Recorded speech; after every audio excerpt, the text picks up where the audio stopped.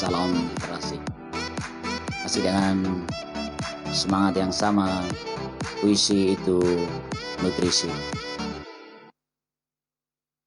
Masih di hari-hari PPKM, pemberlakuan pembatasan kegiatan masyarakat, banyak waktu saya habiskan di rumah, hampir 24 jam di setiap harinya, kecuali saat-saat harus masuk kantor.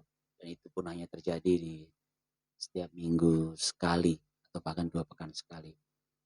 Kegiatan di rumah tentu hanya terisi dengan kecuali hari-hari jam kerja tetap bekerja seperti biasa, selebihnya bermain dengan anak dan baca buku, nonton film. Masih dalam suasana yang mencekam karena saya melihat, maaf istilah mencekam terlalu ekstrim, namun ya memang begitu ya, eee, berita duka tidak pernah belum berhenti di setiap hari. Saya menghitung rata-rata di gawai saya, tapi memang karena gawai saya ini banyak sekali grup ya, sehingga cukup aktif bergerak ya, update-nya walaupun saya hanya sekedar silent, reader aja gitu, lihat, baca baca baca. Tapi, berita duka itu setiap harinya bisa jadi lebih dari 10 berita duka di gawai saya. Ya isinya tentang ada teman, ada saudara, ada keluarga, ya begitu. Ya hari ini ada tambahan lagi, yaitu berita-berita tentang kecurangan-kecurangan, kelicikan-kelicikan sebagian dari kita di tengah bencana ini, dan itu menyakitkan. Ada penipuan tabung oksigen ya, ada pemanfaatan ya kondisi suasana terus akhirnya dimain harga dan sebagainya ya. Memang sih berita-berita tentang solidaritas cukup bagus ya, kita harus berimbang, tapi masih adanya orang-orang yang berpikir sederhana untuk hanya sekedar dirinya inilah yang menyakitkan. Sebenarnya di setiap bencana selalu ada berita tentang ini dan tetap aja selalu menyakitkan.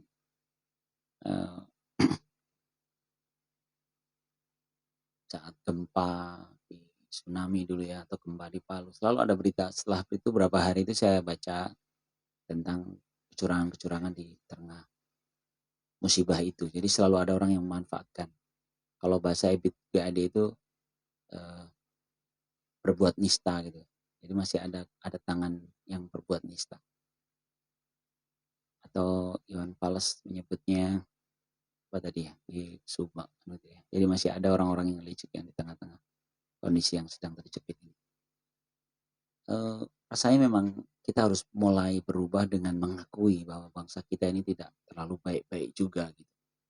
Kita itu memang benar cara fitrahnya kita sebagai manusia, oleh budaya ketimuran kita memiliki tradisi kebaikan dalam lubuk hati kita yang terdalam. Namun ada sisi buruk yang memang tidak maintain, tidak sisi buruk yang justru didukung oleh suasana gitu.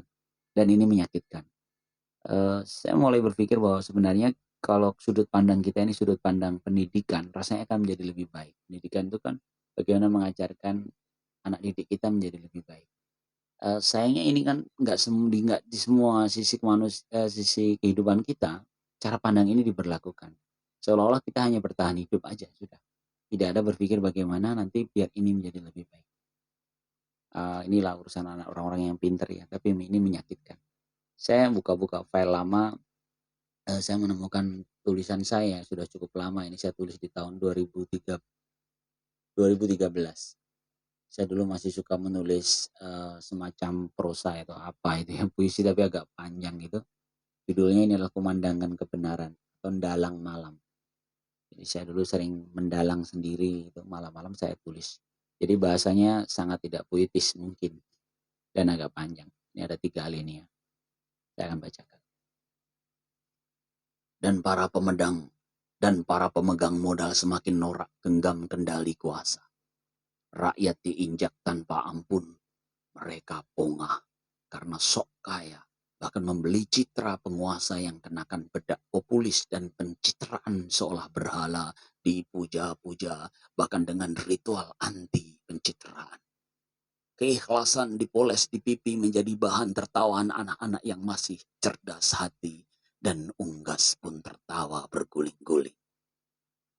Kenakalan hasrat berkuasa semakin membabi buta, mengubah berita menjadi sekedar cerita, menyihir fakta menjadi tak nyata, anggapan menjadi kebenaran dengan menjejal-jejalkan dusta ke liang telinga, kata menyihir akal sehat menjadi sakit. Manusia biasa yang doyan berita murah itu menjadi pasukan tanpa hati, berbaris kehilangan makna, yang sadar tercecer dalam air mata. Mereka bagikan jutaan topeng sengkuni untuk tutupi sembab air mata nurani, juga hati yang mulai membusuk. Mau marah saja kini malu karena alasan sudah menjadi anak sah pasukan seribu muka. Kejujuran menjadi hening yang fals dalam orkestra jiwa. Hanya punokawan yang ditunggu, petakilan kumandangkan tawa, walau sumbang tetap saja karena ini energi yang tersisa. Semar, jalan keal-keol, mukanya ambigu antara senyum atau menangis, ia simbol iman tempat bersandar saat letih hati. Gareng, jalan pincang ingatkan kita pada cacat saat abaikan gerak hati demi dengkinya ambisi. Petro dan Bagong tertawa-tawa sambil asik update status dan nge-tweet tentang negeri yang menanam ironi, tentang ngeri yang penuhi nurani. Sepi pun basi, sunyi pun tak bernyali. Karena kebenaran jamuran saat tak lagi ada yang berani perdengarkan lagi. Bernyanyilah terus, berteriak lantang sajalah, bunuh takutmu dengan simpan rapat-rapat dalam jeruji hatimu. Kunci, lalu buang kuncinya.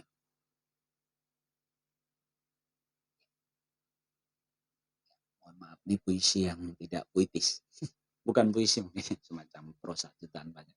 Tapi ini adalah kekesalannya oleh seorang itu dulu di 2013, tapi rasanya beberapa hal masih relevan. Karena kita itu memang ternyata musuh besar kita itu diri kita, dan di diri kita itu ada setan yang sedang menunggu saat kita tiba-tiba lengah, dia akan mengambil kita, mengambil nurani kita, mengambil hati kita. Sehingga tiba-tiba kita berdusta itu biasa saja. Tiba-tiba kita mengikuti ambisi itu wajar. Tiba-tiba kita bisa, mengikuti ambisi tidak ada masalah. Selama itu ambisi dalam koridor yang benar. Tapi ketika akhirnya menghalalkan segala cara, menginjak-injak yang lawan sendiri ya, lalu memanfaatkan kondisi dengan cara yang tega gitu. Dan ini belakangan terjadi dan menyakitkan. Rasanya kita harus kembali kepada hati kecil kita, kepada nurani kita. Ya mungkin sih benar ada satu infografis tentang kondisi pandemi itu harus kembali di rumah, ya, kembali merenung, ya, kembali banyak berbicara tentang agar kita lebih jernih membaca kondisi yang ada.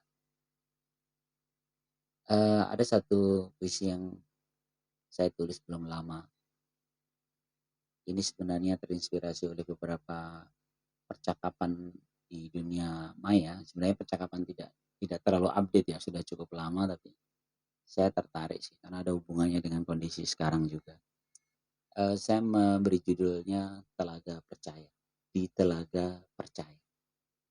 Kadang percaya menjadi terlalu sederhana, karena pencarian terasa lebih utama. Bersandar pada tautan makna, ikatan yang kau urai, lalu rakit kembali, berharap tak percuma. Menyusun mozaik di geladak jiwa, dari kepingan-kepingan pengetahuan, mengendap perlahan dalam telaga pemahaman. Dewi Saraswati membasuh diri di belik ingatan. Di sepertiganya biarlah terjaga, berdialoglah pada sepi di kedap sapa. Tekuk jemarimu, berhenti menunjuk siapa-siapa, atau semua berbalik ke ceruk diri. Akhirnya biduk kecilmu menyeberang, riak-riak teriris haluan, berlembar harapan tercecer mengambang di sepanjang perjalanan, hingga tertambat di dermaga batas fana. Bekasi, 11 Juli 2021. Ya, ini mungkin puisi untuk mengakhiri kita pada kesempatan kali ini.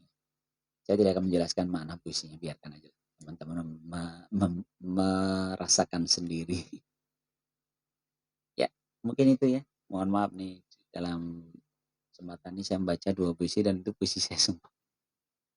Ya nggak apa-apa, lain waktu puisi teman-teman yang lain. Salam literasi.